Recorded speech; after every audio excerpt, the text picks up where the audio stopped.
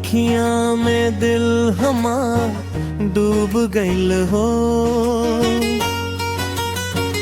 मुस्की तो हर देख के जान टूट गइल हो।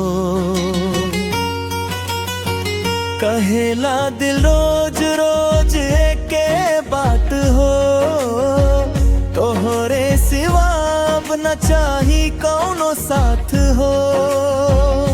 सजनिया तोहार नाम लिखाइल सांस में, रहनी दीवाना बनके तोहरे पास में। छू लीला जब तोहार नरम हथेली, दिल बोल शादी कर ली आज काल में। तोहरे आँखियां में दिल हमार डूब गइल हो। मुस्की तोहार देख के जान टूट गई हो।